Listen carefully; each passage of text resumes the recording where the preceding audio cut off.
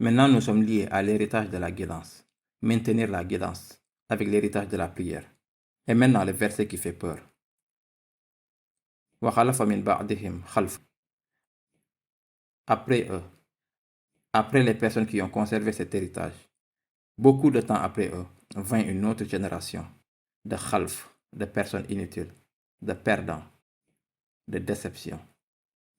Des personnes de la prochaine génération sont appelées khalaf. Khalaf, s'il y a du bon en nous.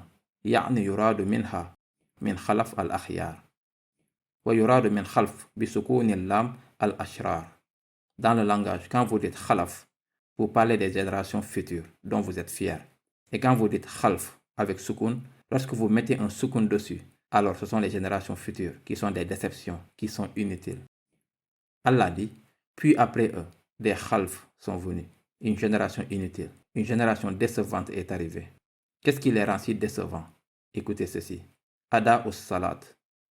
Ils ont gaspillé la prière. Allah dit à vous et à moi, une nation, une génération a été gâchée. Ils ne sont pas bons. Il n'y a rien de bon qui vient d'eux. Et qu'est-ce qui les rend inutiles? Le premier crime, la première tragédie de ces personnes est qu'ils gaspillent la prière. Walam yaqul tarakus salah faqadus salah. Kanu kusala fis salah lam yusallu. Lam yaqu haza. Il n'a pas dit qu'ils ont abandonné la prière. Il n'a pas dit qu'ils sont paresseux dans la prière. Il n'a pas dit qu'ils ont oublié la prière. Le langage est très précis. Il dit, ils ont gaspillé la prière. Maintenant, comment gaspiller quelque chose? Comment gaspillez-vous de l'argent? Vous gaspillez de l'argent de plusieurs manières. Ou comment gâchez-vous une opportunité? Vous n'en profitez pas. Vous gaspillez de l'argent si vous le mettez quelque part où cela ne vous apporte aucun avantage. Vous avez gaspillé l'argent. Vous aviez quelque chose de bien et vous n'avez rien fait de bien avec. Vous avez perdu votre temps. Vous auriez pu faire quelque chose de tellement mieux avec votre temps. En d'autres termes, il y a quelque chose là, mais vous ne l'utilisez pas correctement. C'est aussi du gaspillage. Alors Allah ne parle pas nécessairement des gens qui ne prient pas.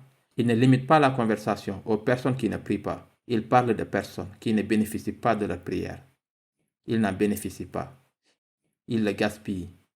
La prière est censée me transformer. C'est censé vous transformer. C'est censé changer quelque chose en nous. Pourquoi est-ce censé changer quelque chose en nous? C'est l'éloquence remarquable du Coran. Dans le verset précédent, nous avons appris que les gens ont entendu le verset de Ar-Rahman. Et quand ils l'ont entendu, que leur est-il arrivé? Ils sont tombés en prosternation. Dites-moi ce qui se passe dans votre prière. Vous vous tenez debout et vous écoutez les versets d'Ar-Rahman. Et quelle est la phase finale qui suit chaque raka? La phase finale, vous tombez en prosternation. En d'autres termes, ce que vous faites physiquement, vous êtes également censé vivre une expérience émotionnelle. Vous êtes censé être tellement submergé par la parole d'Allah que vous tombez juste devant Allah. Cela est censé être non seulement une chose mécanique, mais c'est censé être une conséquence naturelle d'expérimenter la parole d'Allah. En fait, lorsque vous récitez les versets, vous devriez vouloir tomber en prosternation. Pas parce que vous avez trop mangé ou parce que vous êtes fatigué, mais parce que ces ayats sont si puissants que vous ne pouvez même plus vous retenir.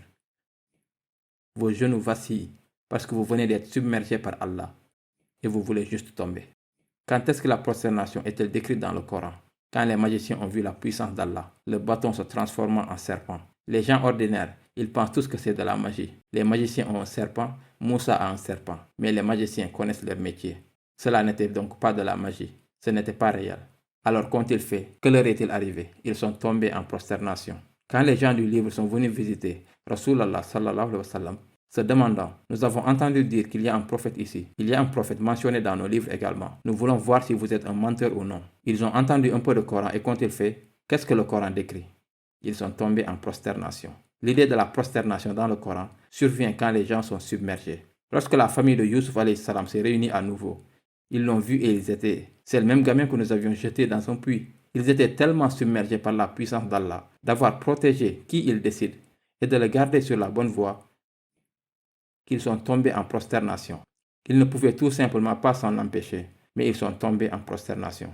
L'idée de la prosternation est d'être dépassé par les choses. Pourquoi la prosternation fait-elle partie de notre prière? Parce que vous et moi sommes censés être submergés. Mais être submergés par quoi? Par le Coran. Nous sommes censés avoir cette admiration du Coran quand on entend sa récitation. C'est censé nous secouer au plus profond. Allah Azza wa Jal décrit cela dans le Coran.